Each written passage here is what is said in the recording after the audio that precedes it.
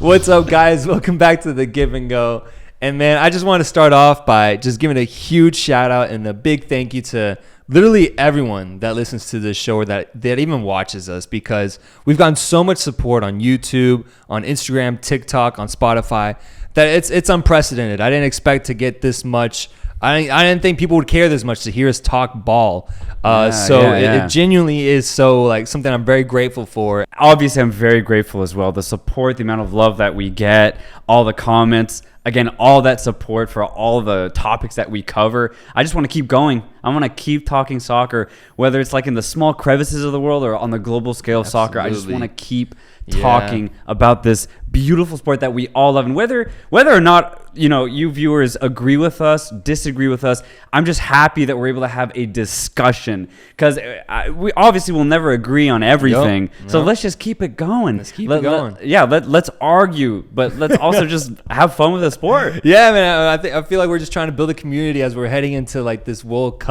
Like I want to have a big just army of Give and Go viewers and that can just discuss and share their ideas all across our platform. So yeah, I like where we're going, and just a big thank you first and foremost to everyone involved. I opened things up on all our social media to the viewers. I said, ask us anything, personal or football related. Shit. And we got a bit of both, man. Okay. I'm gonna start with our Instagram questions first. Alberto95_47 asks us, how far do you think Mexico's gonna make it? And I guess by that he means in the World Cup. I still firmly believe, and I think the strength, the idea, the belief gets stronger every day as we inch closer to the World Cup. Yeah. I'm starting to think more and more that we're going to make it out of that group stage.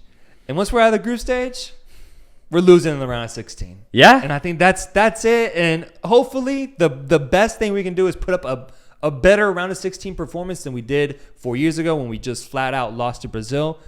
It'd be amazing if we could have a game against France where we can, we have our moments, we have our opportunities. Maybe we just don't capitalize on them. But at the end of the day, we're proud about how our boys win at the defending champions. That's ultimately what I would hope out of this tournament. But if I'm being honest, that's max where I see us going. Yeah, as a Mexican fan, I would rather lose the way we did against the Netherlands in 2014 than lose the way we did against Brazil in 2018. Every time, even though it's way more heartbreaking. But it's because we would have played a better match. Now, a question.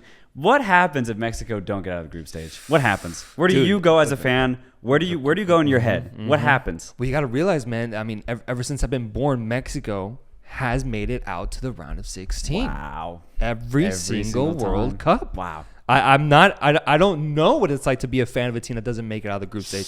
I have solely been a fan of a top 16 team in the world every 4 years. Yeah, man. That's something I'm proud to say, Yeah, people always focus on, they haven't won a World Cup. But I'm always like, man, we're at least a top 16 team every time the tournament happens. I'll take that. But if we were to not do that, man, that's one of those things where you just kind of have to question yourself. It's like how Man U fans are feeling right now, 12 straight years of success and greatness, and suddenly they don't know what to do with themselves. They're a little lost. I could see myself getting into a period of just not knowing who I am and like losing sense of myself and my ideologies that are attached to who I am as a person. Yeah, because at that point, what is a good Mexico team to you anymore, right? Yeah. It was supposed to be the front three of Jimenez, Chucky, and Tecatito, but if they can't get the job done, then where do you go as a fan? Daniel D10C, this is our boy Daniel, one of our close friends, reached out and he asked, would you rather watch Messi or Cristiano lift their first World Cup in Qatar? Oh, dude, I was thinking about this, I think literally a week ago. I was just sitting in my room just thinking. I was like, because obviously I don't just personally see Portugal lifting the trophy. Sure. And I see Argentina having a better chance, but still ultimately I don't see them lifting the trophy. We all know how you feel about the Argentines. Yeah, absolutely. But put all that aside. Man. Put all that analysis aside, and we talk about the two idols of our generation, Ronaldo and Messi. I would love to see Messi lift that trophy with Argentina. The narrative of, Pelé, Maradona lifting that trophy for their respective countries and having Messi do it in the modern era of football would be a beautiful way to close his chapter and a beautiful way to round out his legacy, man. Yeah. To see Messi actually do it in what'll probably be his last like truly competitive World Cup where he's going to start every game and actually be an influence on Argentina's offense. Yep. To see him go all the way and fulfill that prophecy, that narrative for Argentina, man, gives me goosebumps. Yeah, I'm on the same train of Messi because when you think about how his legacy started, you know, he comes on and he scores a goal off of Ronaldinho assist in Barcelona. At age 23, he's labeled the greatest player of all time already, given that pressure, given that name. Takes Argentina to a final off of an incredible tournament that he had individually. It just feels incomplete without a World Cup victory. It's not to take away from Ronaldo not winning it, right? As us saying that we'd rather see Messi do it. I'd love to see Ronaldo do it because, again, it would fulfill his narrative as well. I just think for Messi, it's a little bit more important just from an objective point of view because of where he's from Argentina, and being with Barcelona, the biggest club, one of the biggest clubs in the world for 99% of his career. For him to fulfill that with his country. And again, you've said it. He's been to finals and has lost time in, time out. He lost a couple of Copa Americas before finally winning it last year. So for him to do this World Cup and to actually win it, I think would just mean a little bit more than it would for Ronaldo. That's a good point, man. Like, because of where Messi is from, that pressure is way more than Ronaldo. Way more. And Ronaldo shrugged a lot of that pressure off with that Euros victory. Oh, yeah. I feel like the idea of him not winning the World Cup won't be seen as a lost cause as much as it will be seen for Messi. To just ultimately not have that international trophy at that level will tarnish his legacy more than I think Ronaldo's. It is interesting to see the dynamics of how each country also plays an impact on this question. So true, because you think about it, you know, it goes World Cup, and it has to be Euros as the next most prestigious cup trophy in international football. So with Ronaldo winning that, it definitely alleviates that pressure for him to win a title with Portugal, because he already has, and it was a big one at that. So Messi almost needs this. Yes, he's won a Copa America, but the World Cup's better, way better. All right, next up, our guy Junior from Austin FC. Love that guy. Hooked us up, and he's got a question for us. He said, what are your thoughts on Austin FC and how the season will go? Oh, yeah. So the one little clip that we did on Austin, I was very high on them, and I'm just going to echo that right now. I truly do think Austin is probably a top 5 team in the league, at least right now, like what, 7 games in the season. And for me, it's a no-brainer, though. It's not even like, oh, we're just supporting local club here. No, Austin FC is very, very good. From the back to the front, we pretty much have a sure man in each position. We really do. Gabrielson coming from France, and he's coming and he's got that veteran status. Alongside him, he's got Julio Cascante, Costa Rican, who just knows the game. He knows the league really, really well. And then in the midfield, you have Ring, who's played at the highest level in the MLS for several years now. Now he's taking that experience, bringing it in Austin. Then you have these youthful players who are just dominating these games in the midfield alongside him in Dani Pereira and Johan Valencia when he comes off the bench. Just 2 huge studs just to have in rotation in that midfield.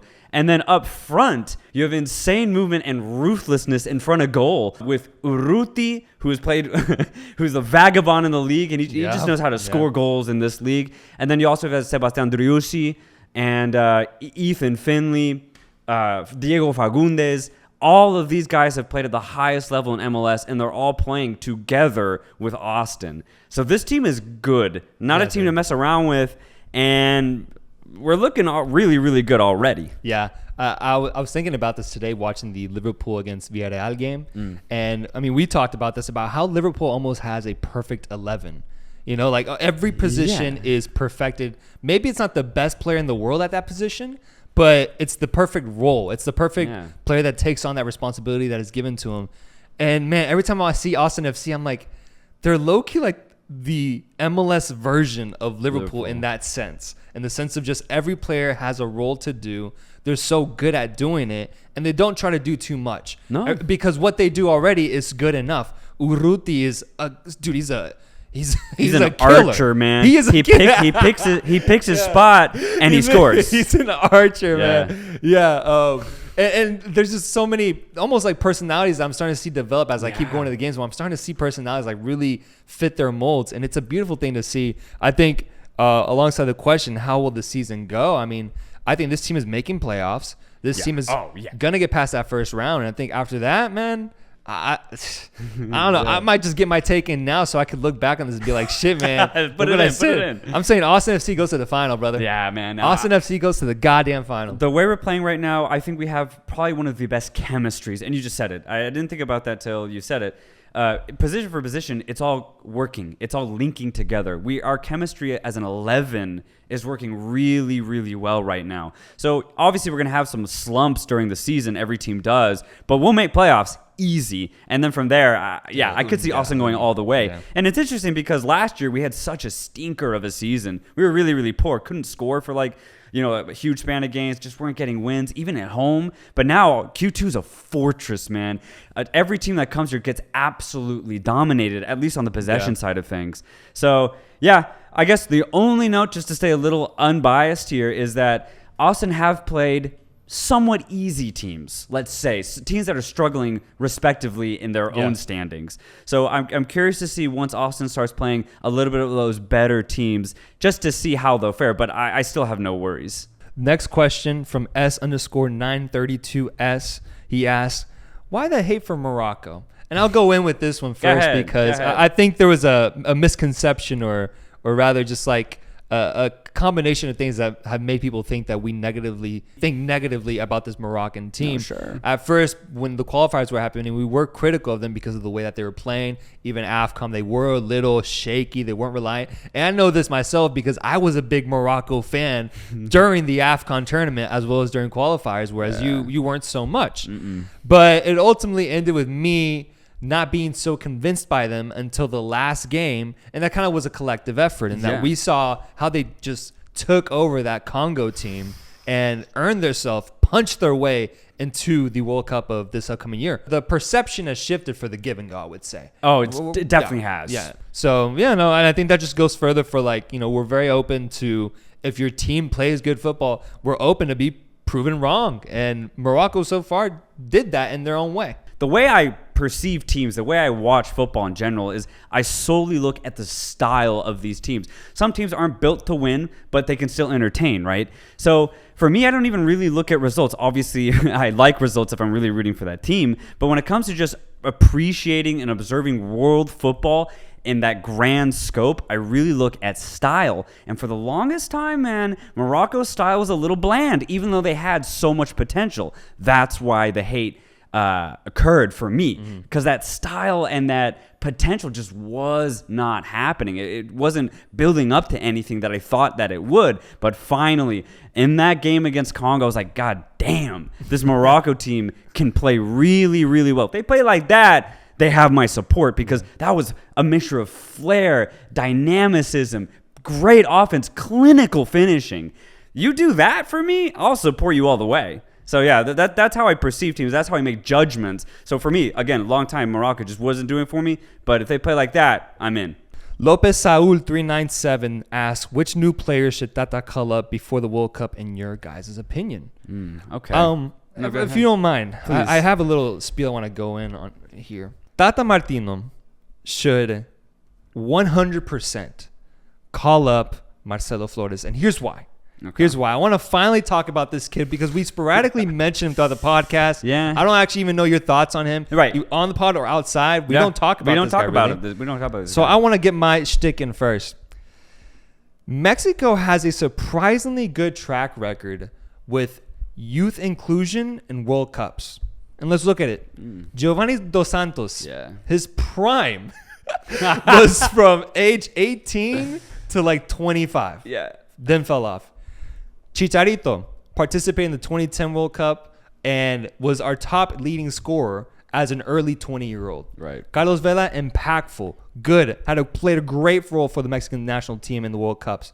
Guys like Pablo Barrera, if you remember him, so active off the bench, but so young as well. There's always been this pattern of, especially with strikers, offensive forces, that when they're given a chance as youngins, they seem to really take advantage of it.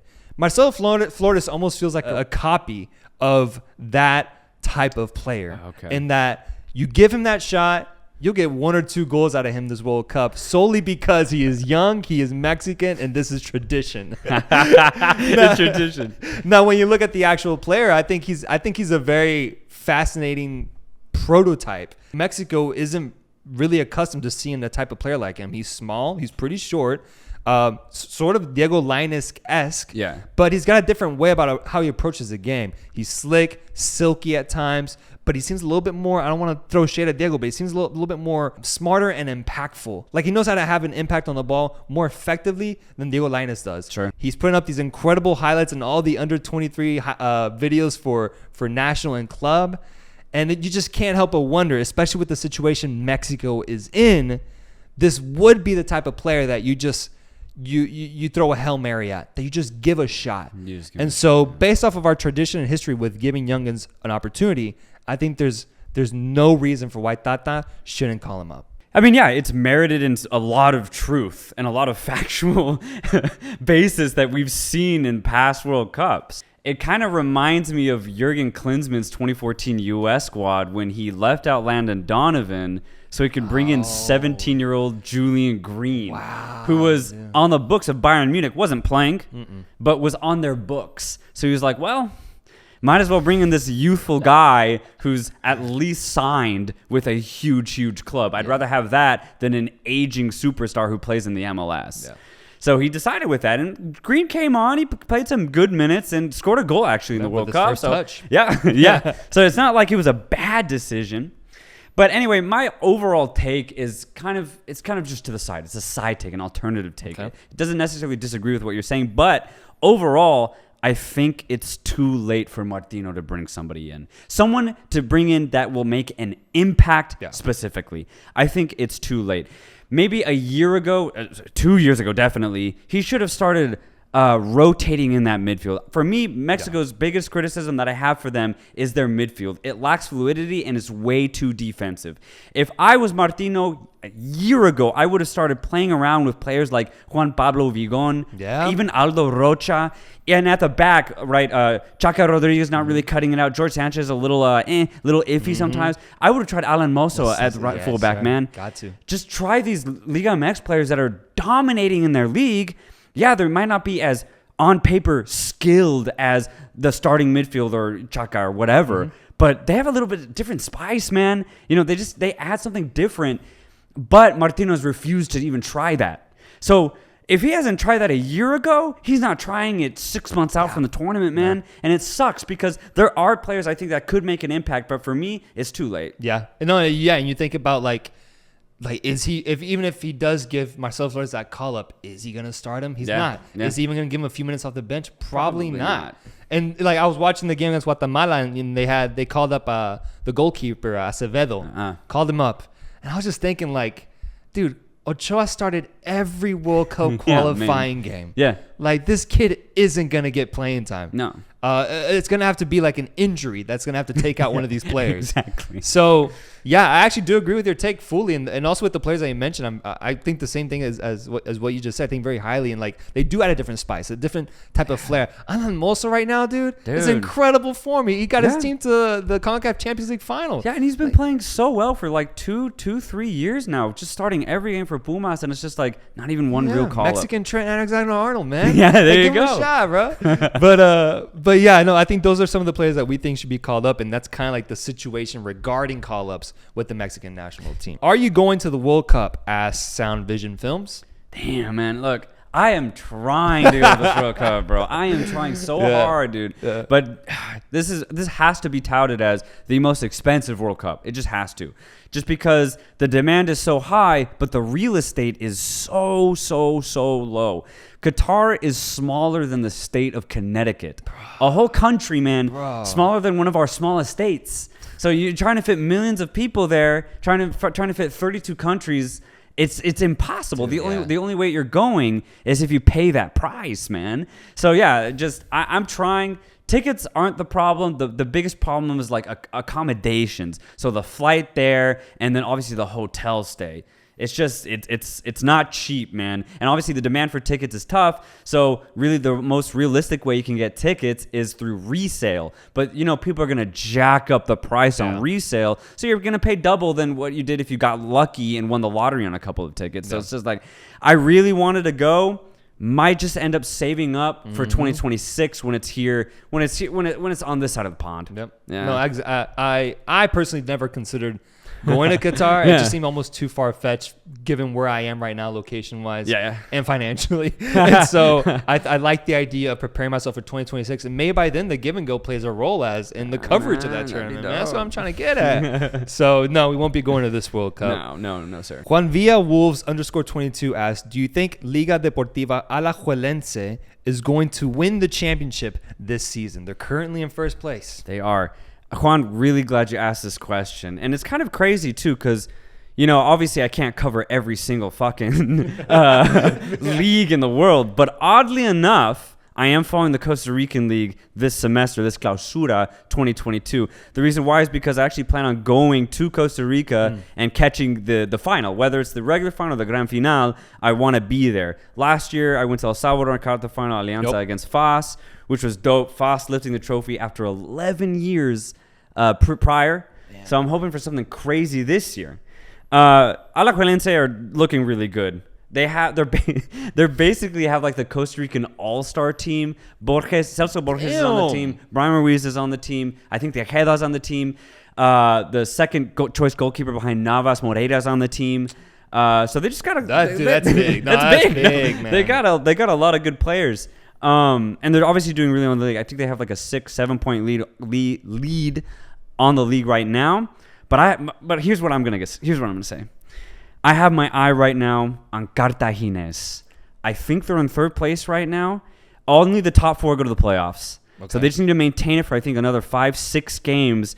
But one player has really caught my eye. And if you're Costa Rican, I guess this guy's been just banging goals for a while now. But obviously this first year I'm really seeing it. Marcel Hernandez, a Cuban player.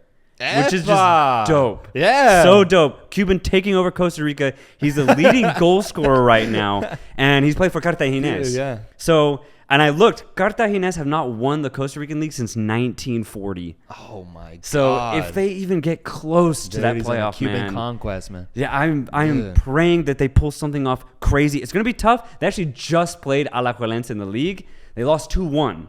They had a 1-0 lead, and then they gave it up in the last like 15-20 minutes. Was he the scorer in that game? I think so, actually. That'd be ridiculous. Yeah, he's scoring basically like every other game. His goal scoring ratio is insane right now. So, Alajuelense statistically, I'm going to go ahead and say they probably will. But man, I'm gonna be personally rooting for Cartagines if they make that playoff. Yeah, that'd be amazing. And if I get to go see Cartagines play, hey man, I'm gonna bring home some jerseys, man. So let's some Cubans, bro.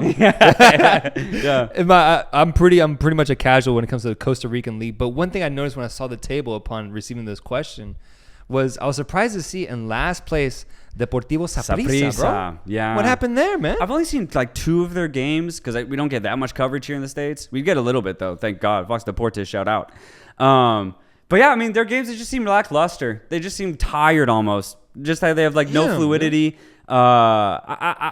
Truthfully, I don't know exactly what's going on behind the scenes. Yeah. Would love to know what like fellow fans actually think of the situation for Saprissa because they are dead last right now. Obviously, it's still tight, so they probably won't get relegated. Especially, I think the table is accumulated to decide relegation, so they'll probably be fine. Right. But it is just a little embarrassing if you're Saprissa fan. Yeah, it's like a Costa Rican Bayern, dude. I've seen them like in CONCACAF Champions League. Like they're actively there, so that surprised me. Valengonzo asked, favorite player watching growing up? Mine was definitely Ibrahimovic. I grew up watching soccer with my dad, who was a big Chivas fan from Guadalajara. And that's what I'm wearing right now. Represent. I kiss the badge every time I wear this jersey. It's my team.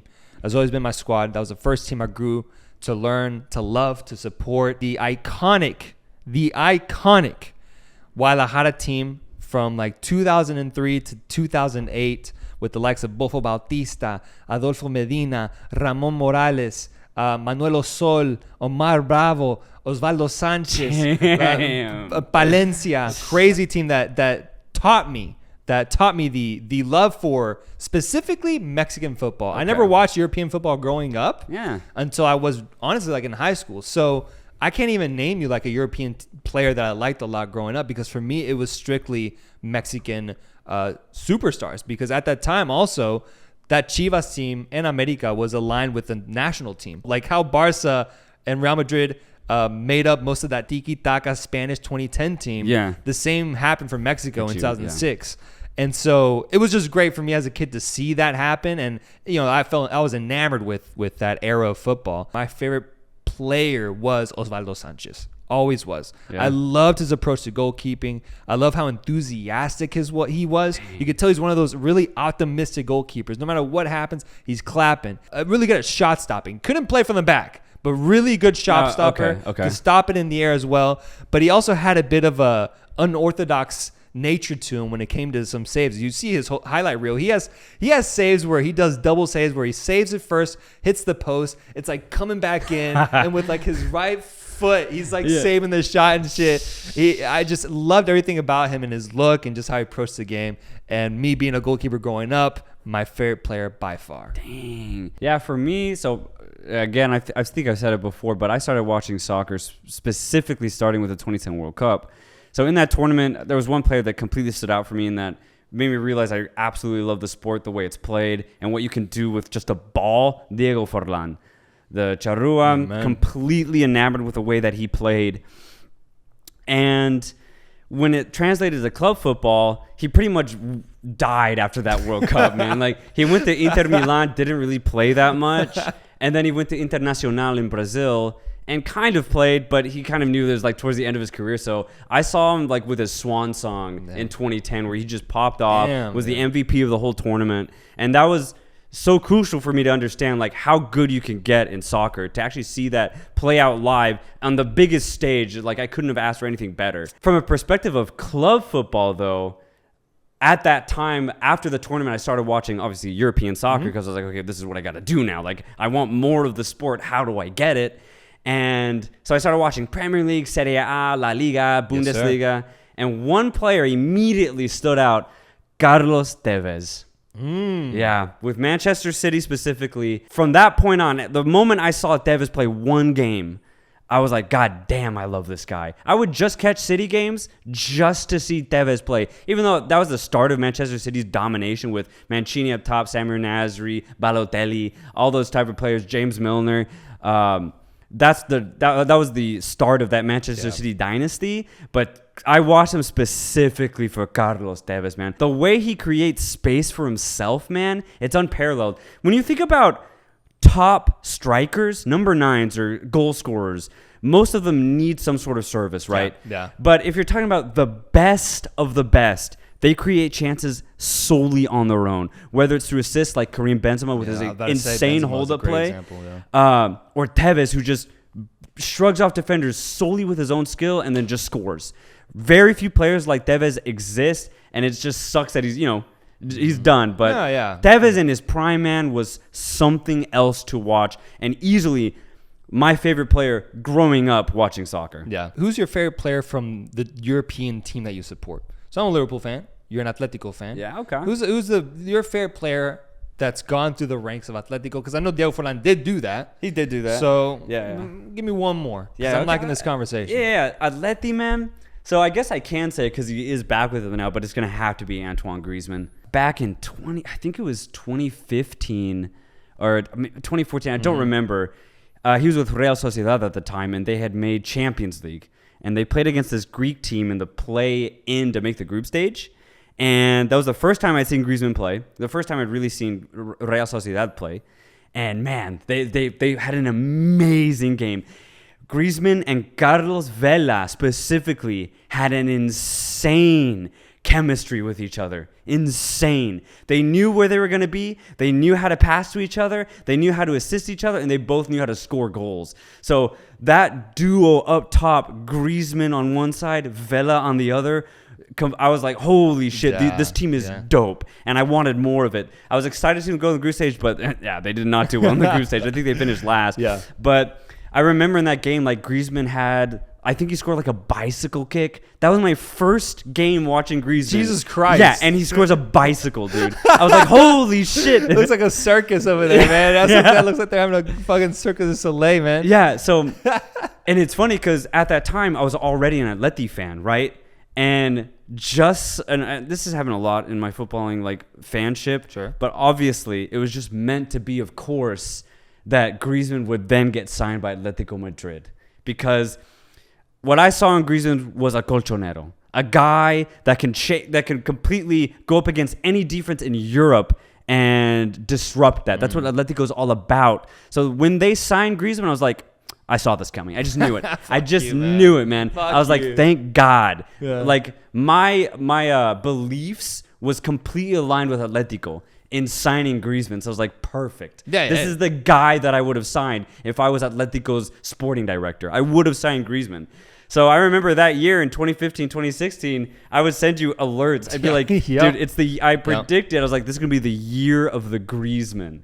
And so I would text you every time he scored. He almost won the Ballon d'Or. Like, he went that far. He went that far, man. With that season that he put together. So yeah, Jesus I mean, just Christ. The way he plays, the way he moves in space. He's like a secondary striker who can come deep, go on the wing, go forward, assist, score. For me, he's one of the most complete players in his prime. He's not as good anymore, unfortunately. But over the years, I say Antoine Griezmann, favorite player. You know, it's kind of funny because Liverpool has such an array of talents that you can choose from to fall in love with. So many personalities these past 5-6 years that have gone through the ranks. But for me, I was such a die-hard stan of this guy. This dude, often criticized for his role in the team, and now no longer a part of this Liverpool team.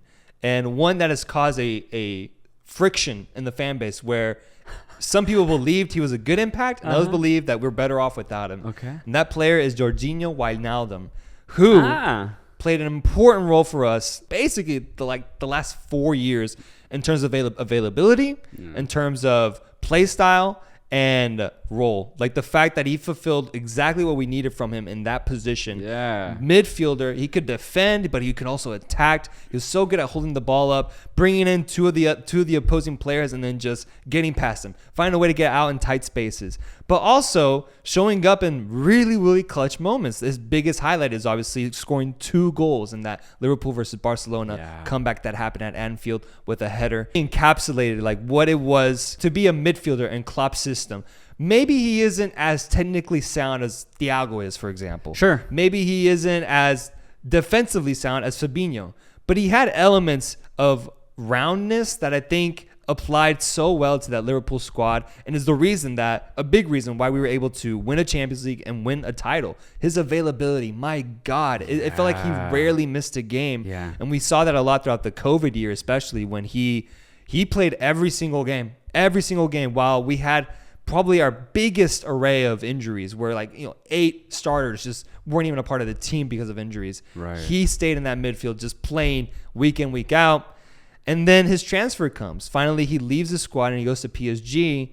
And I was part of the fan base that thought, man, we're going to miss him. We're going to miss that availability. I can, confidently say that I was wrong. I was wrong in the sense of the replacements we have are just more technically sound. They're just better. Yeah. But I don't want to use that to discredit what he did. He meant so much to that Liverpool squad. He looked so good in that red jersey. Yeah, and you could tell he cared about the club and the team. And so the ultimate team player, loved his attitude.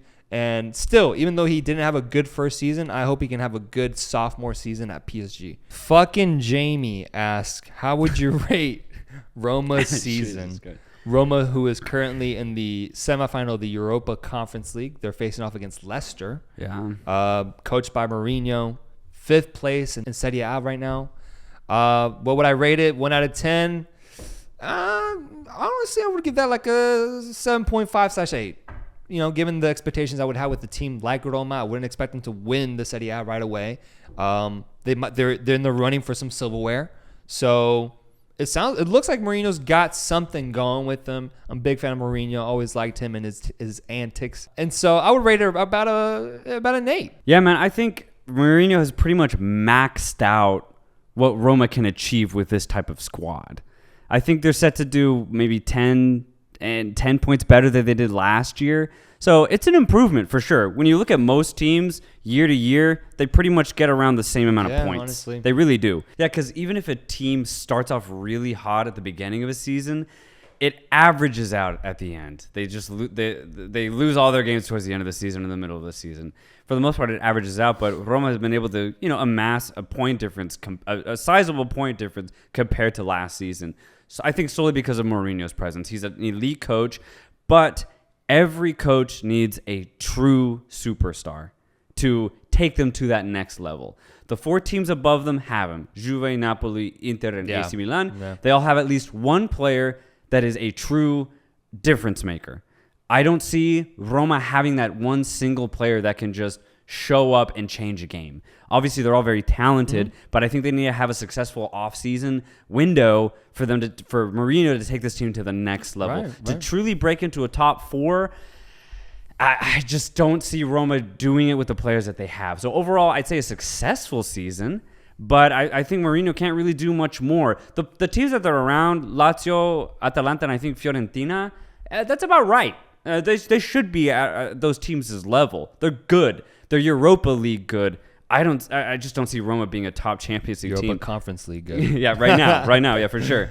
But yeah, I just don't see Roma really cracking that top 4, even with Mourinho at the helm. But overall, sure, a successful season. Because what if they become the first team to win the Europa Conference League? That's something. That's a title, man. No, for sure. And I would take that if I was a Roma fan. Actually, especially if you do it against a team like Leicester. That's a solid squad. So if you can beat Leicester, then you're doing pretty good for yourself. Agent Carlos G asks, what's your local MLS team? And now this can get tricky for us because we live in Austin now, right? But we grew up close to Dallas. Yeah, the first MLS team I ever saw was FC Dallas. Technically, FC Bern. Dallas Burn. Yeah, Dallas Burn. The Dallas Burn. Oh yeah, Dallas Burn at the time, but which is now FC Dallas, the same team. So I feel like that would be our answer to local team, but now that we are in Dallas, interesting. Yeah, it gets finicky. Actually, yeah, that is true because the first MLS team that I really, really enjoyed was FC Dallas, specifically FC Dallas, when Mauro Diaz was lighting up the league. Dallas was like top of the league for like 2-3 years.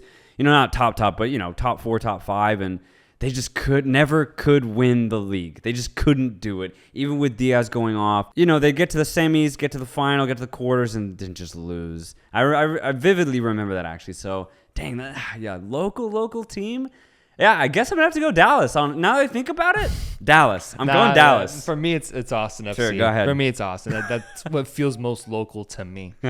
Miguel _S_146 asks, who's better at FIFA? Do you want to tell them how we play FIFA? Yeah, I think this is the time. I think this is the time. This is the time. So me and Saltero have a very, very unique approach to how we play FIFA. We've played FIFA our whole lives. Yeah. Our whole lives. It's played a vital role in our video game experience as well as our development. That game has been therapy for me at times. Therapy. But we have sort of a rule between us both that we have stayed loyal and true to for the past decade, dude. And that rule is that we never play against each other. Yep. Instead, a much tougher challenge when it comes to FIFA is playing together on the same team and trying to make a run at any sort of cup or even league tournament. Yeah. That is the ultimate goal when we play FIFA. It's tough to dictate who is actually better because that's the only way I play FIFA now. Is when we play. We're on the same team. We're on the same team. So it's tough to decide like who. Like I feel like you have more flair. You have more. You're better in tight spaces. Okay. But I'm better at just breaking barriers, breaking lines. I was gonna say I think I'm better in tight spaces. But you're actually a better penetrator. Yes, you're better in absolutely. open space. Always happen. For sure. But then you talk about finishing. Finishing has never been my key thing. Sure. I think that one goes to you. Yeah. Assisting passing, I think goes to you. But I think I get the edge. I don't think that the gap between me and you and finishing is not the same as the gap between you and me assisting because you'll have your runs. I'll have my runs where I'm start just feeding. Bro. Yeah, that's true. Yeah. And then the other one though that I do think is a big one is defense. Defense is interesting because that aspect of the game has changed so much in like the last 6 years. Oh yeah. Like It's crucial. I would say now. from like 2014 to 2018, I was a good defender. I was like Premier League level center back. yeah. But from like these last 2 iterations of FIFA, Dude, man, it's been tough. I've had trouble adjusting, man. I'm definitely like championship level right now when it comes to defending. Whereas I feel like you're much more formidable in that aspect. I think I finally figured it out. Like literally the last time we played. I think I finally figured out how to play defense. Yeah. So, but yeah, I heavily encourage you guys to play the way we do. Find your bro, get on the same team, and make a cup run. Put the difficulty as high as you can go. That it makes it challenging but winnable. And the way we like to do it is we do not choose a 5-star team. Yeah. We can only choose a 4.5-star team or lower. Yeah. So we're not choosing the cities, the PSGs, the Real Madrids, the Bayern Munichs, the Juves, the Milans. We're not choosing those teams to win it. So it's even more challenging that way. But man, once you start clicking with your bro, man, it's different. Nothing like it. It's different from just playing against each other and just kind of the same thing over and over. Yeah, because you figure out each other's weaknesses. Yeah. You're just doing the same fucking thing over. I haven't played this guy since FIFA 11. That was the last time I played against you. We haven't played. It was FIFA 11 back in 2011. Literally over 10 years ago was the last time we played against each other. Yeah. Which is wild. But like, if you tell that to the FIFA creators, they'd be like, "What the fuck?" That's man? not what the game was intended for, man. Jesus Christ. And then Miguel_S_146, same guy, asked, "Who's all part of the Give and Go?" Interesting question. The Give and Go is a collective of 3 people. I do I co-host this show. I do all the editing. I do all the thumbnails. I do all the uploads. Basically, all the post work that's done outside of the studio here. That's all me. Me. That's all right now. Obviously with input from my guys, but I'm kind of like the behind the scenes guy as well as the on screen talent. Saltero, your role on this show? I just talk soccer, man. That's it. That's why I'm here. You compared yourself once to I think Logan Paul, in that you just show up. You just show up to your show, and then you got people you pay to do the rest. Yeah. And then lastly, the third and one of the most essential pieces to the Give and Go is our producer Rudd. Rudd. Yeah, my brother, my bro, helps us out with everything that has to do with the technology surrounding this podcast, the cameras, the lighting, the studio, the audio, everything, so that when we're done shooting, he can just hand off that USB with the clips on it, and I just gun it. I just take it and I just edit. That's what he does. He's the guy that does all the back and forth. If you actually watch this.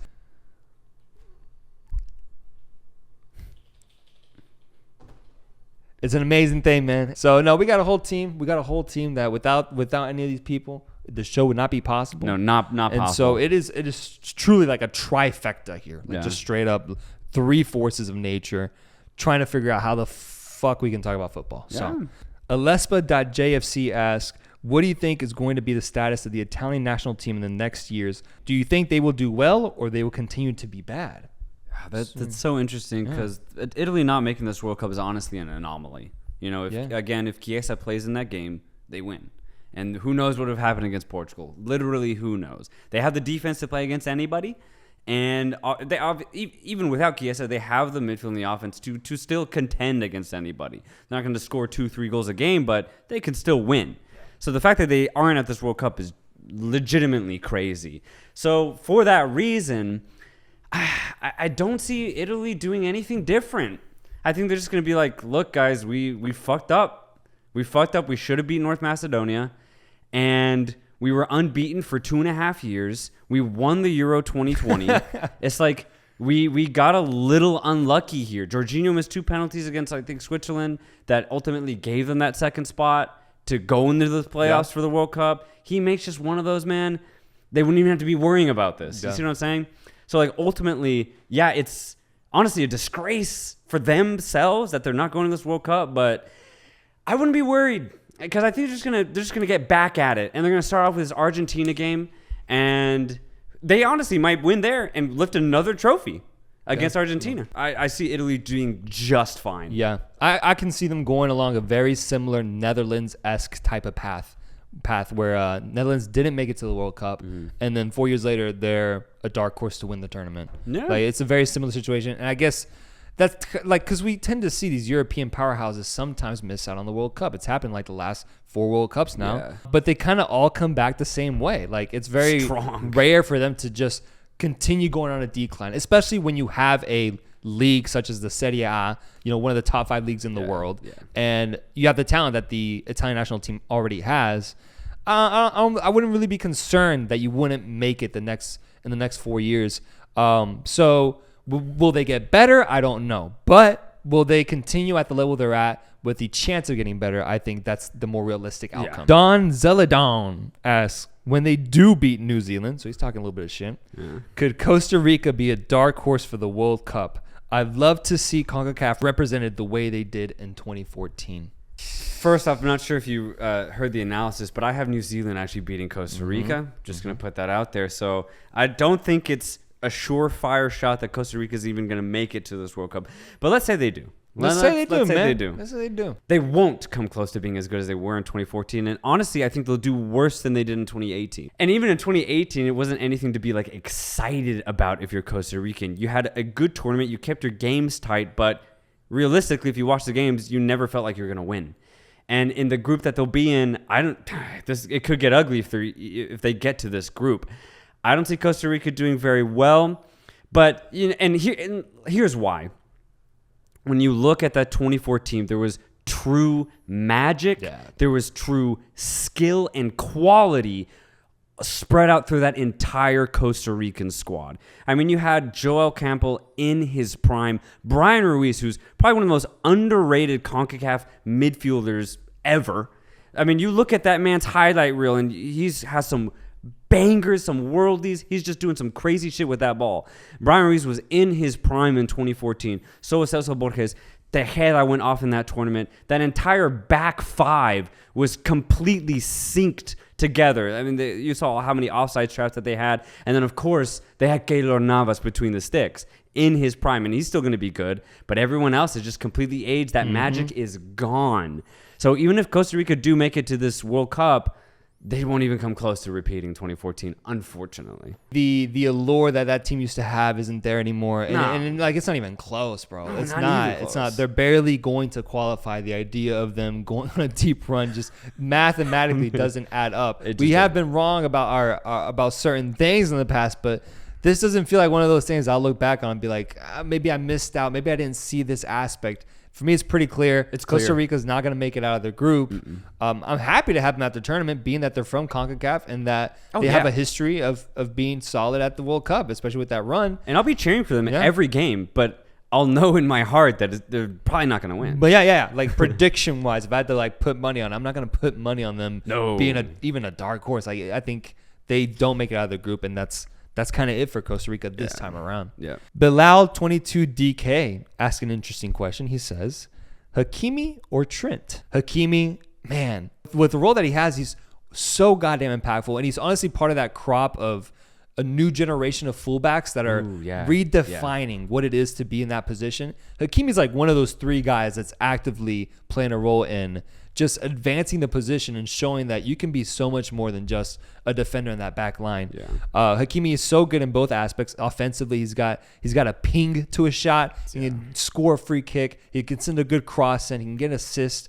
Has shown that already at the highest levels with PSG, but also at the international level with his performance at AFCON, almost single-handedly carrying Morocco through their stages. Like, they're flat out their best player. Yeah. You look at his age, and it's just amazing how young he is in the whole scope of the sport. He is so young. He gets me really excited about the future of players in that position. And then you look over at Trent, who has fascinated me since the first day I saw him. Trent, for me, has almost been the leader for that redefinition that I keep talking about. Right. While Hakimi is a part of it, I feel like Trent was the first to be like, okay, this kid is playing this position drastically different than it should be played. Was so tailor-made for what he does in his role in this Liverpool system. And I think the fact that we've just seen it progress year in, year out, the fact that it does result in trophies and victories, and man, then lastly, you look at the numbers, and the numbers are just, it's just ridiculous. It's ridiculous to see those assist numbers, breaking records as a 23-year-old. Yeah. He broke the assist record, I think, as a 21-year-old. And he was just in that partnership with Andy Robertson, just sending in crosses, getting those assist numbers up. And, man, he's so young. He's only 23. He's got, like, a good 12 more years of this stuff happening for him. So, for me, it's Trent. For me, when it comes to the two, I think about big moments. And there's only one player that has that between the two, truly, and that's Trent. He's had so many incredible moments at Anfield with his assisting, with his crossing, that has been truly game-deciding plays. Yeah. Trent's done that. Obviously, Hakimi's so talented and very impactful for his team and for his international team as well. But again, those big moments, I think it's hands down Trent Alexander-Arnold. FW.Surge asks, who's the underdog for the World Cup? Well, it's interesting because underdog in what sense? Like underdog between the favorites, or underdog just overall? If we're going overall, I'm saying Canada. But if we're going off of like more like a tier above that, I would say Netherlands. I would say maybe Uruguay. But if we're talking even just the whole tournament itself, I'm going to say Canada, man. Canada's just a major underdog, underestimated already based off of the comments we've gotten about our group analysis of them. So I think it's Canada for me. I'm going to name a couple. Sure. I can't pick one because they all kind of exude the same type of feeling when you think about them. Okay. So I'm going to go Canada, Ecuador. Ecuador's a good one. Serbia, and Senegal. And I named those four teams because they all give a feeling of they're not in that top tier, but they could truly surprise if they just catch fire. They catch fire, I think they can beat anybody, all four of those teams. Will they catch fire? Well, that's why they're the underdog, man. That's why they're the underdog, because it's going to be tough. If you pit them against like top 5 team in the world, it's going to be a battle because they might get completely undone. But that's hype as hell, though. The idea that if they are on it, they can take down a giant. Ooh. Exactly. Man. Exactly. Marvin LaGoat1 says, do you think Madrid... I'm thinking he means Real Madrid, have a chance of becoming Champions League favorites next year? I think when it comes to Real Madrid, they are Champions League favorites every year. They're the kings of the tournament. Yeah. Even this year, I underestimated them in the round of 16. I picked PSG over them. I was immediately shown that Real Madrid just has that winner's trait. That's what it is. That winner's gene. And so I think every year Madrid's a favorite. Yeah, as long as they keep that core of winners, whether it's in the coaching staff or on the field, Madrid will always be contenders. Yeah. Always. The same guy asks, is there any chance at the moment that Real Madrid might be the team to win the next 5 La Ligas? Yeah, so that's a great question. That's a good one. Because the way I see the La Liga landscape, obviously it's been like this for the last 8 years or so, or not, maybe even 9 years. It's just between Barca, Atleti, and Madrid. Barca less so, but the way that they're playing, they could probably next year make a good fight for like a solid top 2, maybe even top 3 type of positioning. It's between those 3. And again, the reason why I say that, yes, you have good teams like Villarreal, Sevilla, Sociedad, Athletic, Betis, but year in, year out, they cannot crack the top 3. No matter how good they are, no matter how bad Atleti is, no matter how bad Barca is, they cannot crack the top 3. They just cannot do it. So I have no faith in any other team even getting close. Yeah. And that's not... Well, it is kind of a shot at them, but it's just statistically speaking, it cannot be done. They just haven't shown that they can do it. And I don't see the next couple years being any different, to be completely honest. So then that brings it down to Madrid, Barca, or Atleti. I'll start off with Atletico.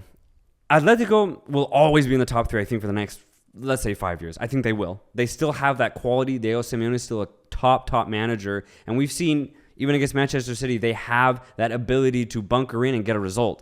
I think they have that ability over the course of a big season, especially in a league like Spain. Yeah. I think Atletico will do well, but they don't have that game-changing style anymore. You know, they don't have that 1-2 punch where they sink in and then go on the counter and they're assured of a goal anymore. They used to. They used to be able to sink in and they would at least be assured that they get 1 or 2 goals.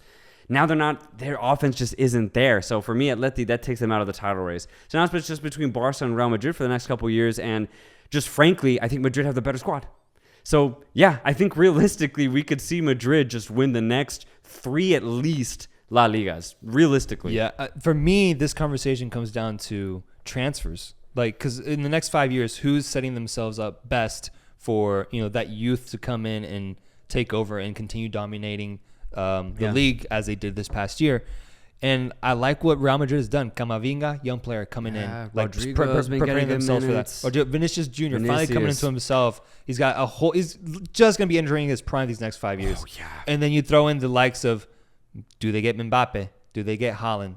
They get any of those two players, and then I think there's a genuine chance that Real Madrid goes on a run of 5 straight. I think so, man. Yeah, and then I think so. Yeah, because you look at Barca and their approach to that, they have made questionable signings when it comes to transfers. I don't know if right now they can be trusted the way that I would with Real Madrid. And financially, Barcelona have set themselves up to not be in a good situation to buy who they want. Whereas Madrid, they still can. They still have that pool. I don't think Barca gets into the conversation. Top 3, but for title favorites, I just don't see it. I don't see it. And Atletico, I think, is probably going to be the biggest challenger.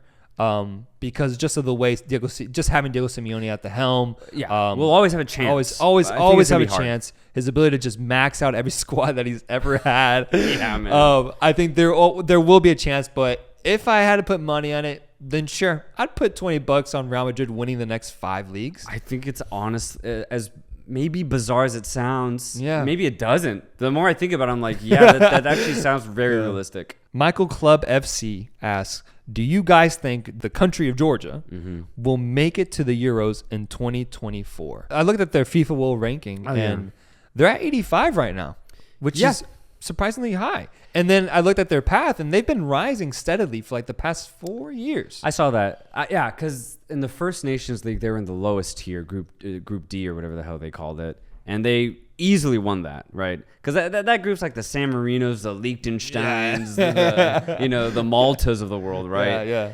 Georgia's not that. No. They're a tier above for sure. Haven't seen much Georgian football, to be honest. I think I've seen like 2 games the last like 3 years. That's about it. Both times they lost. Overall, kind of taking a more statistical approach, I'm going to go ahead and say no, and here's why. When you look at the teams that made this past Euros, UEFA divides up all their teams into 4 tiers, right? The Nations League tiers, A, B, C, and D.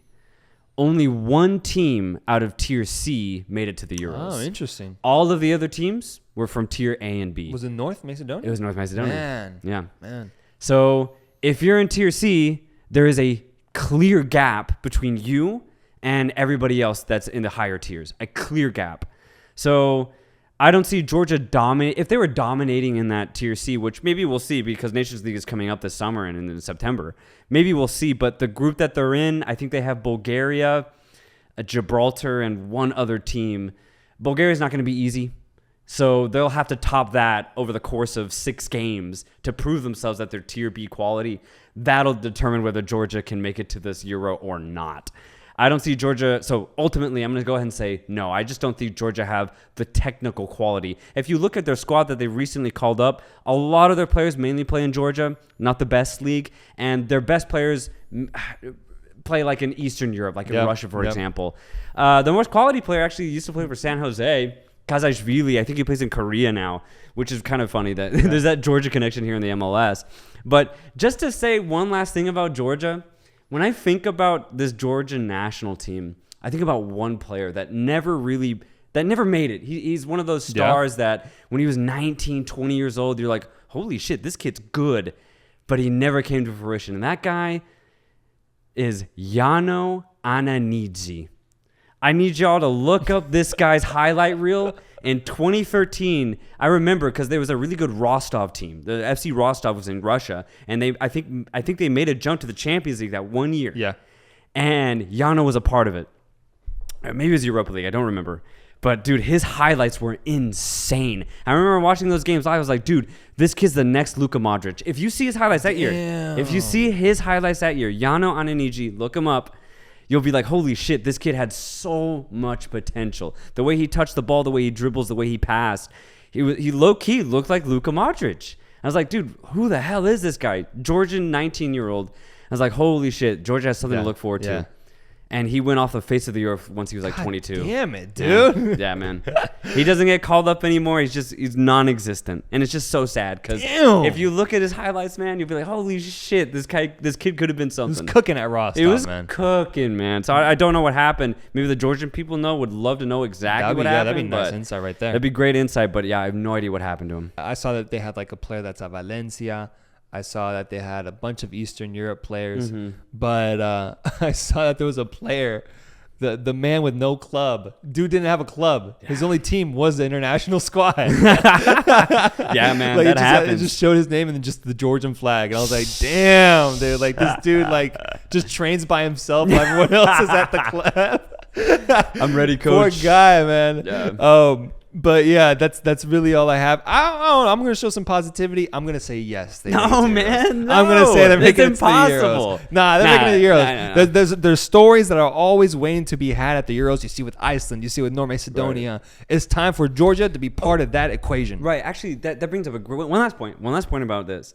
So the reason why we see teams like, for example, Costa Rica in 2014, or for example, North Macedonia in the Euros, the reason why we see them is because they are equipped with at least one difference maker. That's all you need. Yeah. Out of 11 players, you just need one guy that plays at an elite level. Macedonia had 3 in the Euros. Oh, yeah. They had Goran Pandev, who, yes, was old, but his experience outweighs that entire squad.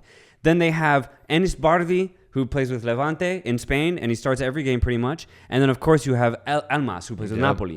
Those are 3 very good players. Studs. So you just put those 3 amongst the other 8, and you can win a game. And that's why North Macedonia achieved what they were able to achieve. Georgia do not have not even one player, bro. Hey, but the Euros, they're still 2 years away, man. Nah, they're still 2 years away. They got time to find talent. I hope so. But that's the thing.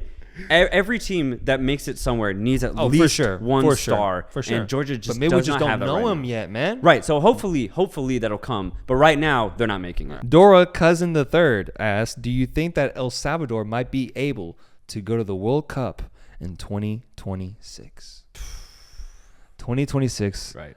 In USA, Mexico, Canada, El Salvador joins the party. I think they will. Solely because it's an expanded World Cup. There's 50% more teams, which is a lot. So El Salvador will make it if they play the same way that they've been playing the last 2 years. If they maintain their form and maybe add in a couple of more experienced players or just do something a little bit different, maybe Dueñas gets a little bit better, right? Sure. Maybe Monterrosa just gets a little bit better at holding that midfield. Maybe they'll have that chance. I think they will have that chance. But the thing is, El Salvador's right on that line, man. They're right on that line. If anything goes wrong, then they will collapse. Yeah. They have that potential. But again, it's kind of what I've said before and what I said about the Georgia team. Every team needs one star. El Salvador still have not found their star yet. If Fito Celaya was 24 years old, man, up top, then I think El Salvador would have their star. Yeah. But unfortunately, Celaya is like 35 now, and he doesn't even play really anymore. It's all about timing, and El Salvador got it wrong in that aspect, man. Yeah. So it's just so unfortunate because you need a star. You need it. And El Salvador have not found it yet. But again, since the World Cup is being expanded, I think they'll have a good chance. Dude, yeah, like if El Michael Gonzalez had like a kid, man, that just was running through the ranks of El Salvador right now, and just a prodigy. My thing with El Salvador right now is because of where they're at right now, it's fickle, and we don't know how to define the generation they're in right now. What if what we saw in the octagonal was Salvador's golden generation? That's the thing, man. Like, what if that's the peak? That's the thing. Was them qualifying to have a chance at qualifying. Yep. It could very well be that because we see it all the time with CONCACAF squads in general too. Yeah. It's just a number of teams that we've seen just they reach their peak and then they dip. And I just don't want El Salvador to be that team. But yeah, Mexico, USA, and Canada, the 3 top teams in CONCACAF won't be in the qualifiers, meaning that, man, that's a wide open spot. It's wide open. They can just continue what they have now and just maybe not even progress it, but just keep it the same. That's what I'm saying. It might be enough, bro. Yes. SR Canado asks, most overrated and underrated players in the world right now.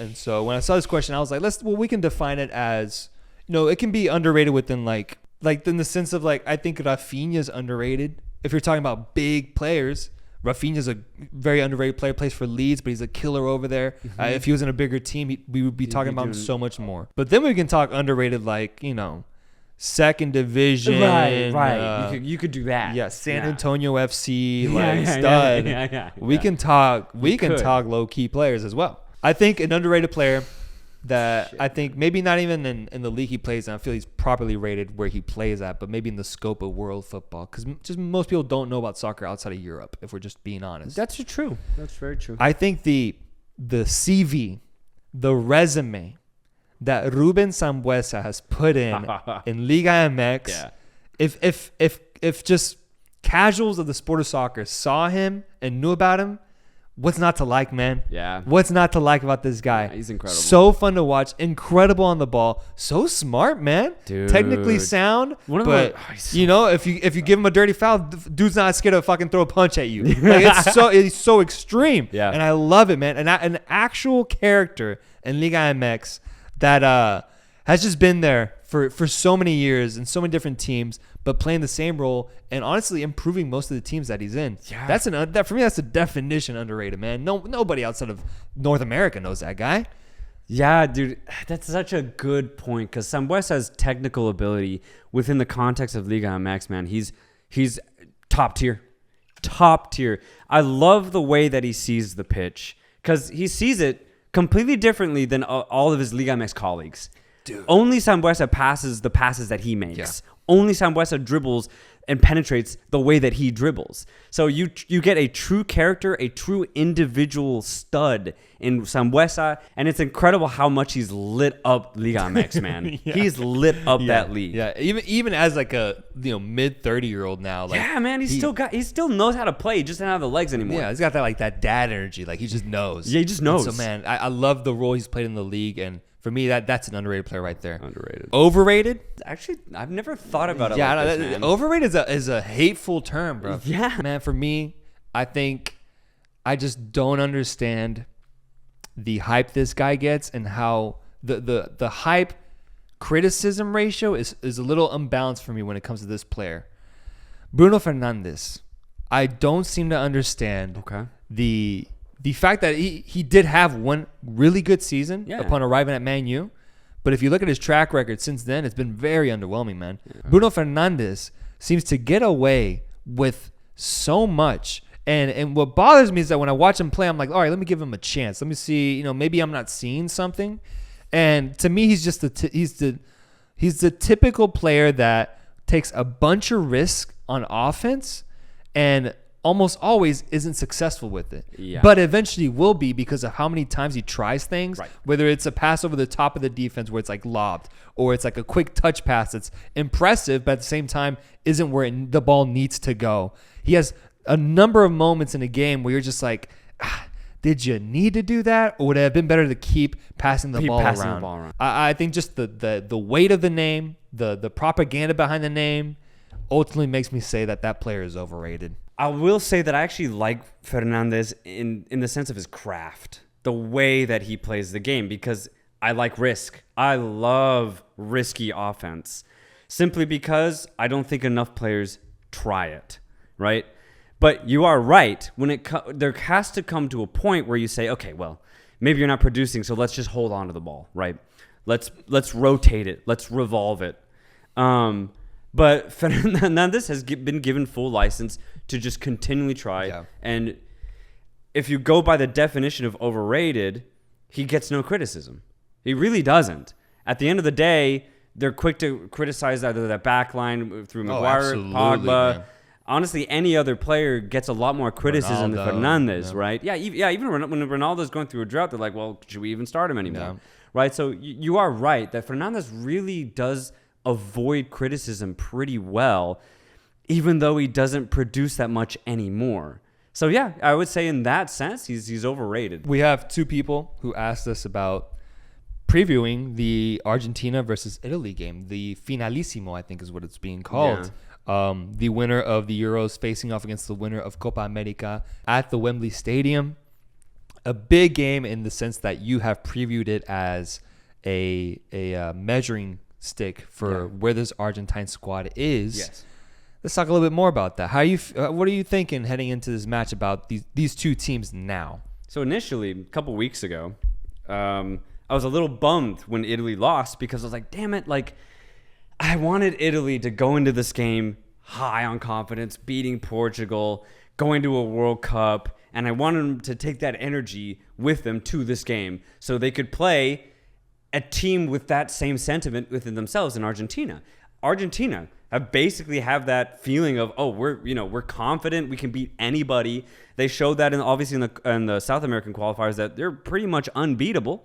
So I wanted those two teams to clash with each other with that same feeling of confidence. So I was a little bummed that Italy lost in the way that they did, because ultimately I thought, I was like, well, then Italy's just not going to show up mentally to this game. That's what I thought. The more I think about it, though, the fact that it's at Wembley, the fact that there's a trophy on the line, there's a title, man. Penalties will decide this if it ends in a draw. I'm like, okay, well, you know what? Maybe I shouldn't worry. Maybe I don't press that panic button just yet, because I think the Italians will show up. I went through this whole like emotional battle with myself to decide like how do I feel about going into this game. So ultimately, I think it's going to be a great game. I think it's going to be hotly contested, Wembley, man. Yes, Wembley's games are some of the best in world football. The football. Italians and the Argentinians are going to show up and put a hell of an atmosphere, man. I cannot wait for this game. Ultimately, I just want to see how well Argentina play. That's it. I'm going to be looking at their style, how many times they break the line, how much possession they keep, because I'm solely seeing this, as I said before, as a measuring game for how good Argentina is. I do not care how Italy play. No, yeah. As long as they show up with a competitive spirit, I'm solely going to be looking at how Argentina boss the game, how many shots they get on target, and how creative they are, because that's ultimately going to tell me how good Argentina can be against the top side. Yeah, and then this gets interesting because did you see that recent announcement of Jorginho Chiellini announcing this as his last international match? He's retiring after this game. Dang. Just a little bit more to add in the emotional aspect of the build-up to this match. The mental aspect of this is also something we got to talk about. Mentally, what it would do for an Argentine squad to win this match and what will essentially be like an away game, win it, and continue preparing for the World Cup, knowing that you just defeated a good team and preparing yourself for what could be one of your better World Cup runs. So there was they called it a memorandum of understanding between UEFA and CONMEBOL because they want to try to link up. They want to better that relationship, which is interesting because it's almost like political. You know? It's like, absolutely. It's like the two presidents like shaking each other's hands and like taking a picture. It's like, what the hell? Yeah. But I read like in December when they were holding like a Nations League conference, one of like the UEFA executives, he said that there's a possibility as a part of this like memorandum to include South American teams in the UEFA Nations League. Dude. Not obviously this year, but for the next iteration, so 2 years time, they're thinking of including all 10 South American teams. Oh my God, man. Which would be insane. What does that mean? What does that mean, though? Because do these European teams come down to La Bombonera, bro? I don't know, man. That's a thing. Yeah. But not only that, I was thinking about the implications because it kind of makes sense. If you're in charge of South America, right? How do you improve the region? You play the best talent. Absolutely. And if you don't want that gap to get too big, because a big theme of my World Cup analysis has been that UEFA's gap is getting bigger compared to South America's, right? UEFA is running away with it, and South America is trying to keep up, right? For the most part, as a whole. So how do you close that gap? Well, something like this, man. Yeah. Something like this. Yeah. If Peru, Bolivia, Paraguay are playing against European sides in a Nations League format where it's like competitive but not like down on the line competitive, then this could really honestly improve both sides. Ooh, that's a great point. Yeah, but then I was thinking about what this does to us, CONMEBOL's neighbors, man. CONCACAF's going to be left behind, bro, because remember in 2016 when we had the Copa America Centenario, the whole idea was maybe this leads to something bigger, right? Maybe this leads to a connection between CONCACAF and CONMEBOL, the two American continents, making an agreement, making some sort of connection, relationship with each other. But now it seems like CONMEBOL's just like, hey, we don't need y'all. We're going to go to Europe. Yeah. Dude, that gap will get even bigger. This includes African teams, AFC teams. Oh, yeah. Like, the gap is going to get worse for all of us. And those two are just going to dominate. Dude, are going to dominate on an even bigger level. On an even bigger level. In the South American sense, yes. Like, a lot of the reasons that South America hasn't won the World Cup in recent memory is because they just don't face that competition regularly. They're not ready. But like how Brazil wasn't ready to face Belgium. Dude, they were not ready. Argentina wasn't ready to face France. This could be avoided hypothetically if they were to create this this friendship. So it's a little shady, man. Like they're shaking hands, but mentally, South America's thinking, I'm going to catch up to you, fucker. And Europe's like, I'm going to make a shitload of money off of Yeah, it. exactly. So it gets interesting. It gets really interesting. Something associated with that perfectly is the question that Los Rayados asked us. Mexican teams and Copa Libertadores. This is coming off of the recent speculation that Copa Libertadores is going to start allowing Mexican teams back into the tournament. Don't know many details on that, but I just know that the idea, the principle is starting to stir around a bit more now when it comes to the club level. And we know that in the past, Mexican teams have participated in Copa Libertadores and have put on incredible performances, going so far as the final multiple times. Yeah. When I think about the relationship between Copa Libertadores and Mexican squads, I think it's for the better at the end of the day. I think that it's better to have Mexican teams in that tournament, going to these locations and playing these games because we've shown that we have the quality to face off against the top teams in that region. It's almost like a perfect fit. The idea of a Mexican squad being in this tournament, it just makes too much sense to me to not have it. So why not have it? Why not do it? I think the low-key CONMEBOL realizes that, they're like, look, Liga MX is a lucrative league. To have that presence, calling up, let's just say Puebla, Pachuca, those type of teams, Morelia at the time, right? Those type of mid-table teams that used to go to the tournament. Tigres even one year, right? Chivas. Yeah. Those type of teams to go to this tournament is huge. It's huge for both sides because not only do CONMEBOL teams get to have that presence, but Liga MX gets to receive South American teams. And if a Mexican team makes it deep into that tournament, then, those home and away games get really intense because it's a rarity. And who doesn't like something like that? So yeah, both sides, it benefits both sides. So why not do it? And I remember the reason why it stopped was scheduling. CONMEBOL changed their schedule and it somehow conflicted with Champions League. I think CONCACAF Champions League or something like that. Maybe Liga MX playoffs, something like that. I don't remember, but yeah, they just couldn't really reach an agreement to be like, well, can we figure this out? They just kind of said, let's just stop then. Yeah. So maybe that talk just brings it back up because, it'd be great. Brad Gilbert asked, do you guys think the American soccer media and fans in general are discrediting England? Seems like they think England are a poor team.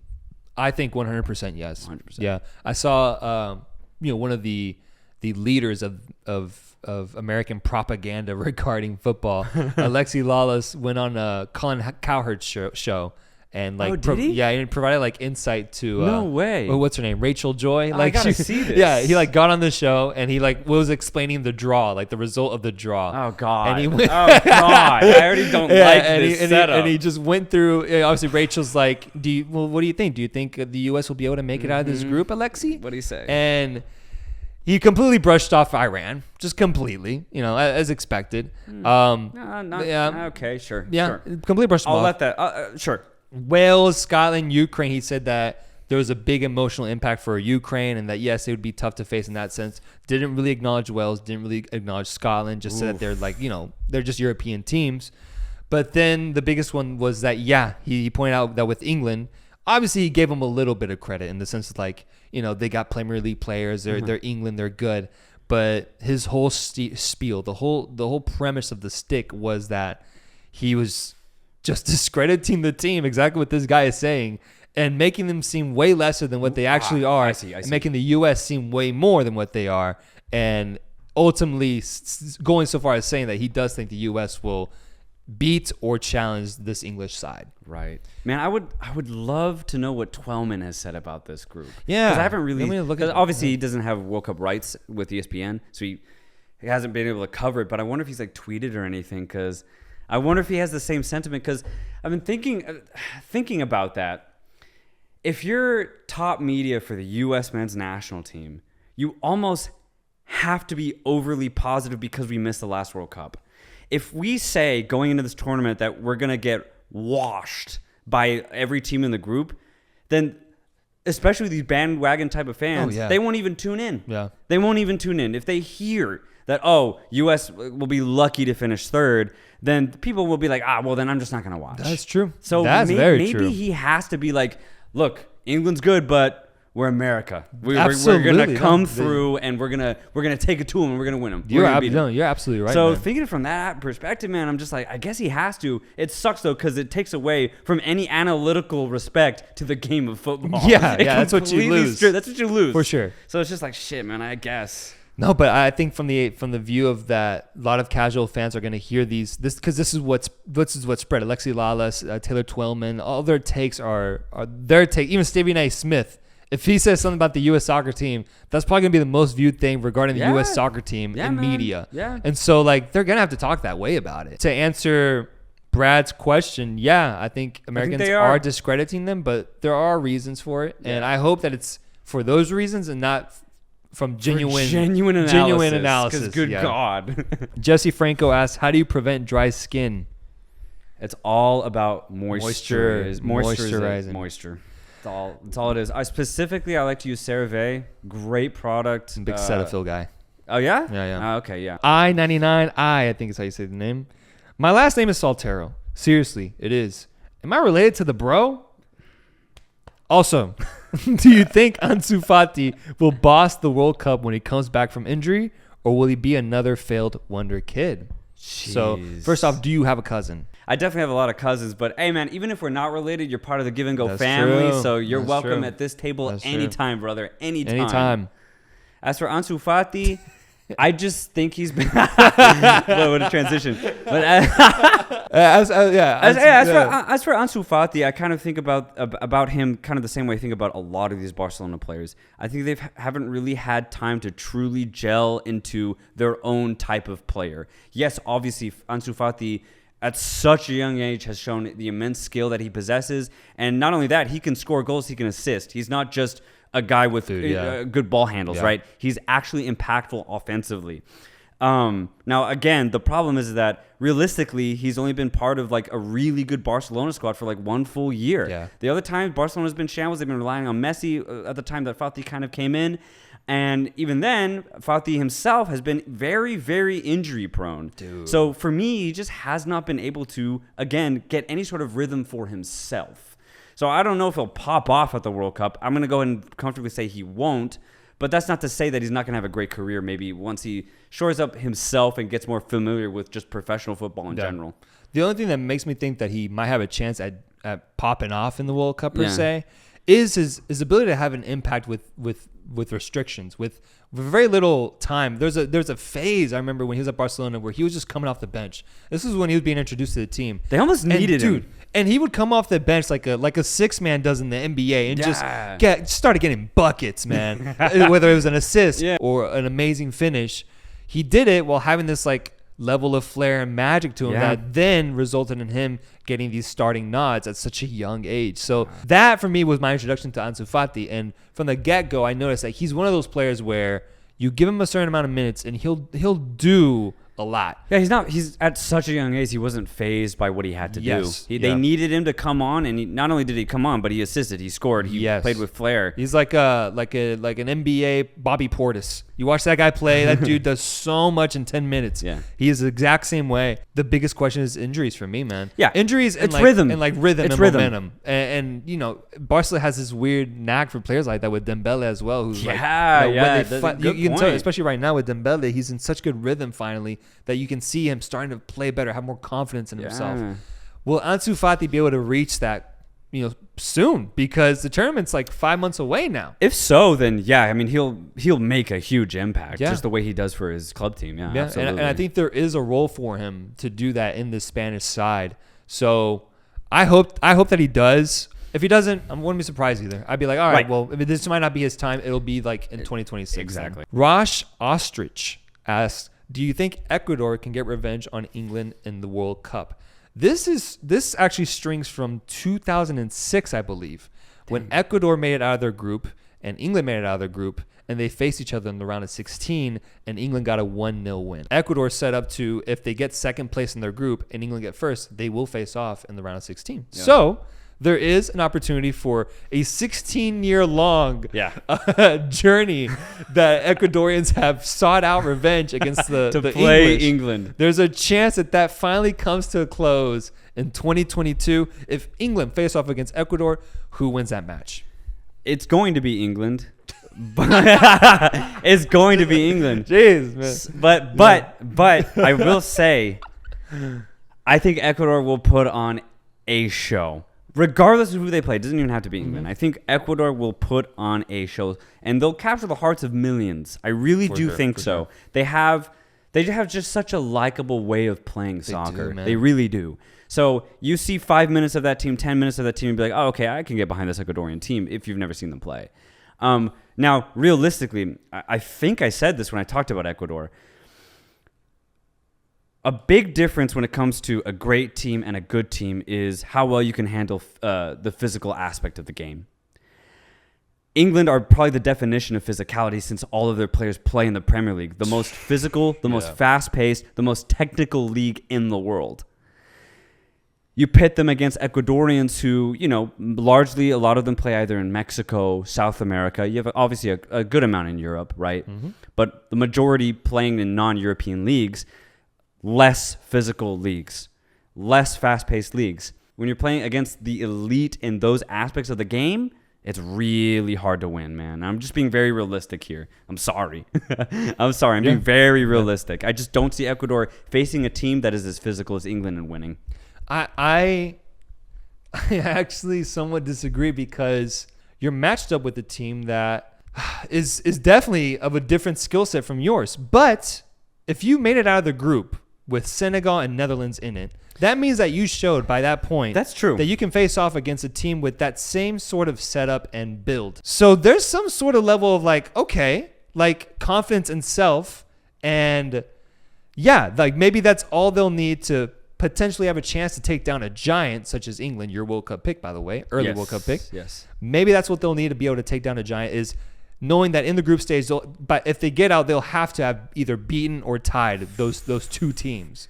Yeah, and Senegal basically like a less offensive England when it comes to their midfield and defense. Yeah. So you're right. Netherlands just as physical, I would say, as England. And fast paced. Yeah. So just as fast paced. It's almost like practice for this next setup. So add 16 years of just mental turmoil and just seeking out revenge against this team. And if you're Ecuadorian, then you are thinking like that. You are thinking, okay, if we're out of that group, man, we got a chance. This is real. If Ecuador get out of that group, that'll be a feat within itself. And at that point, you're right. They will have proven that they can beat anybody. Yeah. Carla JPH asked, do you think that them making the next World Cup in USA and Canada is a good idea? I mean, Mexico already have 2, and the people love football, but Canada and US? That's how I imagine she typed that out. Yeah, no. I was thinking it from a slightly different perspective when these hosts got announced. Mm-hmm. My biggest thing is that they're 3 huge countries. Mexico, obviously, as was stated, has already hosted 2 World Cups, right? So they have the infrastructure. They have the passion for the sport. The U.S. has hosted one before, and it was actually monumental for the U.S. just in general. It basically began the MLS afterwards, and look at where the MLS is now. So it's good to have a big event in the U.S. And Canada's, similar in the sense that they have the infrastructure. It's a very large country, and obviously they have a team to truly root for now. So if you host a tournament in Canada, there's going to be there's going to be an audience, and not only an audience, but an attentive one. So my biggest thing was, why are they all 3 sharing it? Why not just give it to one? Have one country, because either one of these 3 could host their own World Cup, even with 48 teams, because these countries are huge. One of these countries deserve to have their own thing, because low key Mexico and Canada are getting shafted. They're getting shafted, bro. They got a very short end of the stick, whereas the U.S. have a pretty large stick now. Because I think ultimately Mexico and Canada only host a couple group stage games, and that's it. It's 8 games total for each or some shit like that. Yeah, it's some shit like that, man. And it's just damn. So this is basically just U.S. and friends. Is basically what this World Cup is, which for me is disrespectful to Mexico and Canada.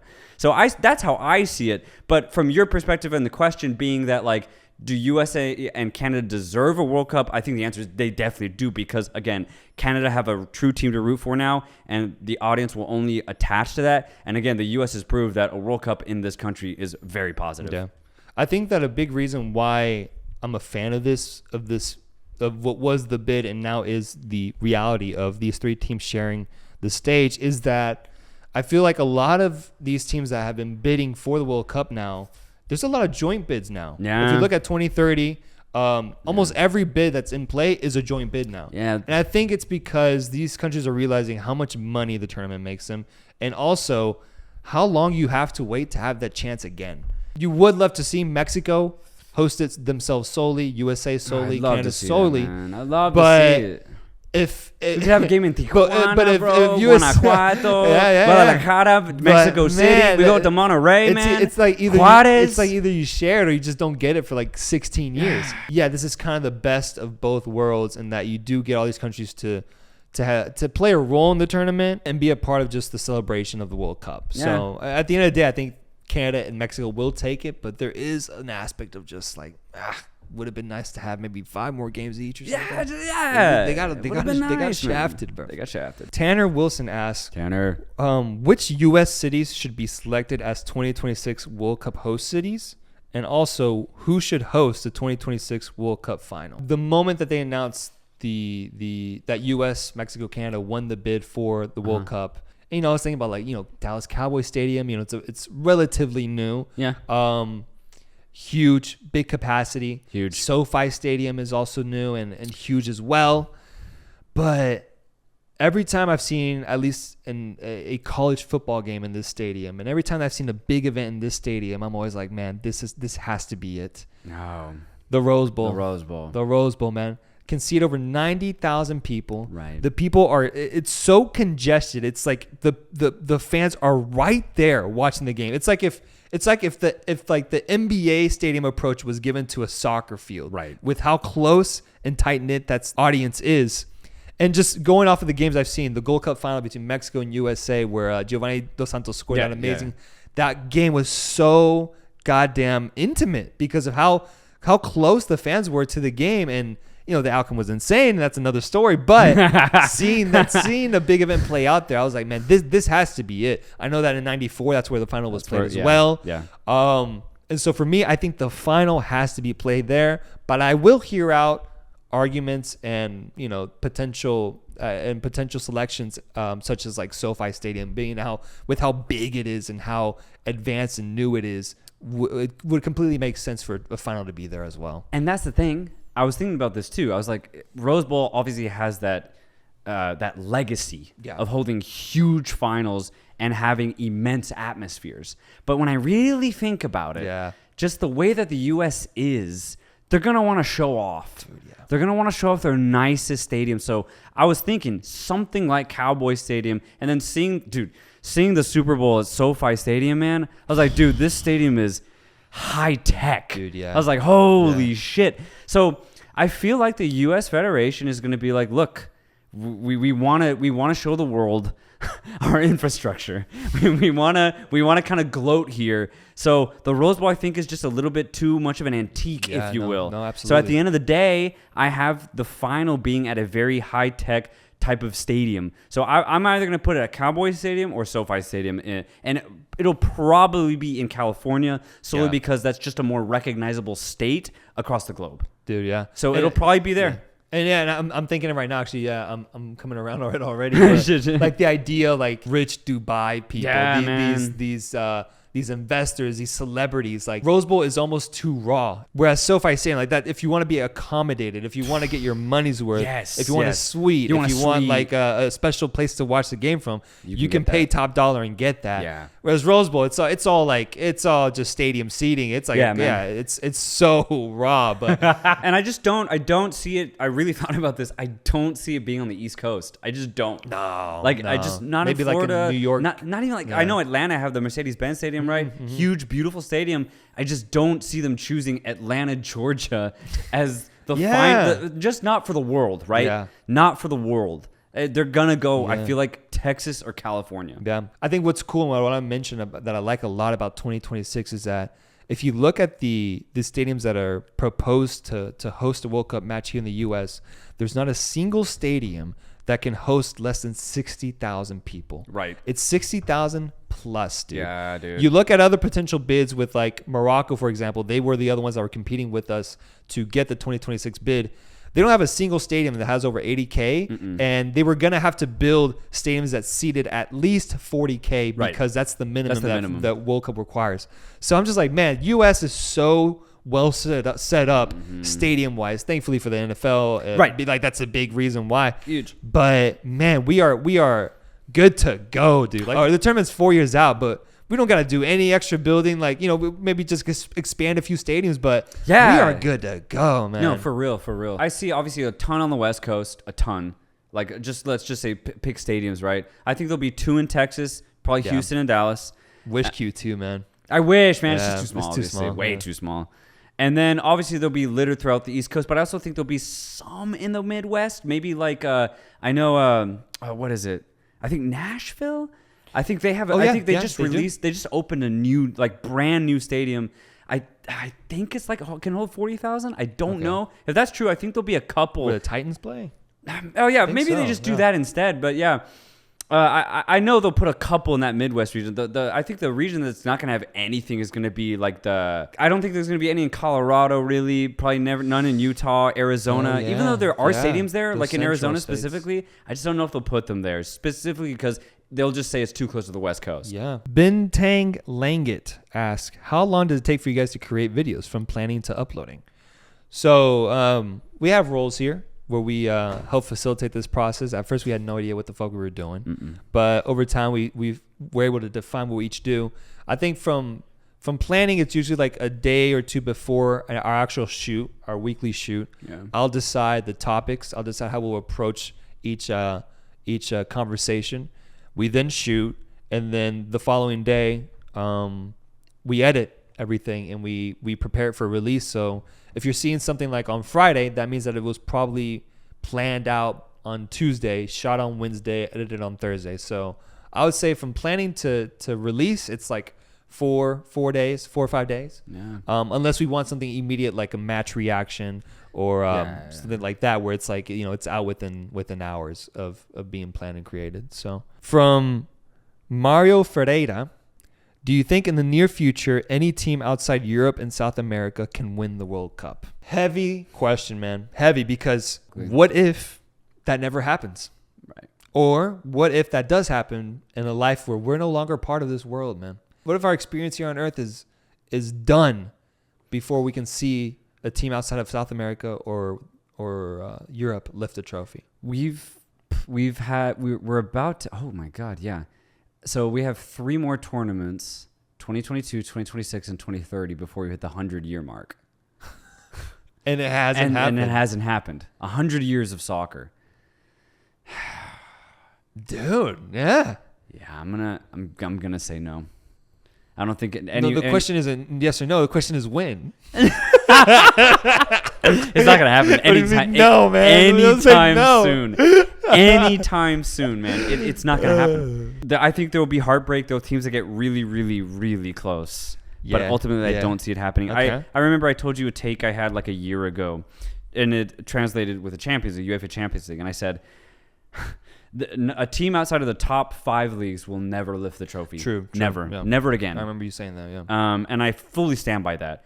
Ajax was the last team to get kind of close, but again, they didn't even make it to the final. They got close. That's what's going to happen year in, year out. Either no team even scratches the surface, or a team gets weirdly close but just can't do it. And I see the same thing happen in the World Cup, man. For a team of CONCACAF, it's going to have to either be Mexico or U.S. Let's just be realistic, right? It would be what Costa Rica did was an anomaly. Mm-hmm. And for a Central American team to repeat that would be insane. Dude, yeah. For a Caribbean team to do that would be that'd be a different lifetime, man. Yeah, that's several hundred years where Caribbean soccer is completely evolved. The apex of world football is in the Caribbean. Yeah, exactly. Africa can be close. They can be close, but they can have they do it? I don't think anytime soon, man. I don't. And then for Asia and Oceania, for me, are the two weakest federations, just in general, even though you have good teams throughout the years, like a good Japan team, like a good South Korean team, right now, like a good Saudi Arabian team. But, man, I don't think they can win it. That's the question.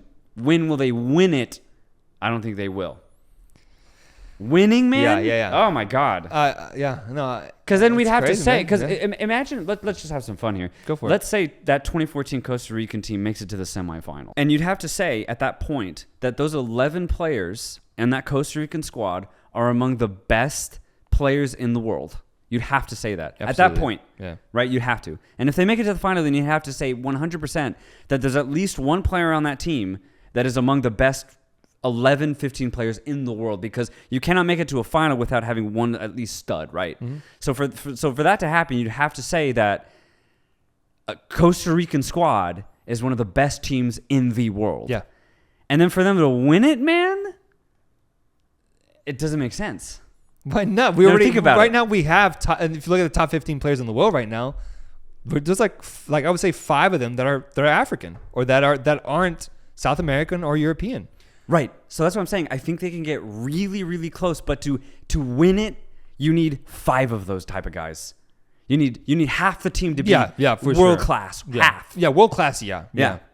So I agree. That's what I'm getting at. Costa Rica got to where they were is because they had 2-3 world class players, right?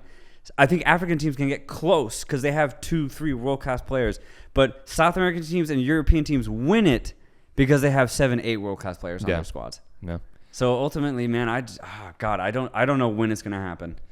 Yeah, the thing is, I do know when. I'm completely on the other side because I gotta tell you about how this question funnels through my mind. The question of when will a team outside South America and Europe win the World Cup? That question then translates to, will Mexico ever win a World Cup? Dude, that's what that ultimately becomes for me. Absolutely, because Mexico out of CONCACAF probably have the best chance. And I will tell you what I know right now.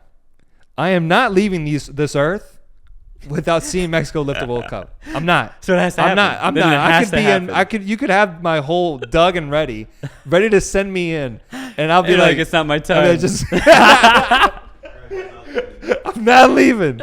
I'm not leaving. Not yet. Producer Rudd has come in with a good stat. He says that calculations wise, there's 12 more World Cups for us until we'd be about 75, which is average life expectancy. Right, you'll probably be out by like 62, 64. With the way you're living life, the way you're approaching it, you'll probably be gone by then. And I'll be on the ropes. I'll be on the ropes for sure. So the idea that a team will win in the next 12 World Cups, then it would have to be Mexico. Well, yeah, for you to fulfill for me to fulfill my destiny. prophecy, yes. Yeah. To fulfill the question, I mean, any team from Africa, dude, one in the next 12, it happens. It's happening. One in the next 12. Because I see it as just a pot of teams. If we take out both South American and Europe teams, we then have a pot of just teams that every 4 years is just being stirred, right? And like always one and like bubbles. It just, some fizzle to the top because they just get on fire. Canada, right, you know? right. Mexico in like 2014, USA, you know, shit like that. One of these days, one of those teams is gonna fizzle to a point higher than what we're used to. Right. We're gonna see a team be like, okay, well, teams from this region are usually good, but they're never this. They're never this good, man. That's what I'm saying, man. I think they will get far. I think they will get far. Yeah. I think we'll see. We'll see a team maybe even make it to the final, but I think that's where it ends. Yeah, it's for me. It's like once they get in the shit of like being in a tight quarterfinal or being in a semifinal, the emotions, man. Can they overcome history? That's literally what it is. Yep. They're fighting against the entire history of soccer at that point, and I think they will. I think they will. And at that point, I think my son actually is going to carry Mexico to the World Cup. Thinking about that, though, you could get really lost in it because if a team ever does even make it to the semifinals outside of those two regions, yeah, true, man. Even just that, even just semifinals, then they'd obviously go down as one of the just personally one of like the best teams ever of their country, of their region, just straight up. Yeah. It'd be beautiful to watch, and I hope I see it, man. I really do, but Jesus.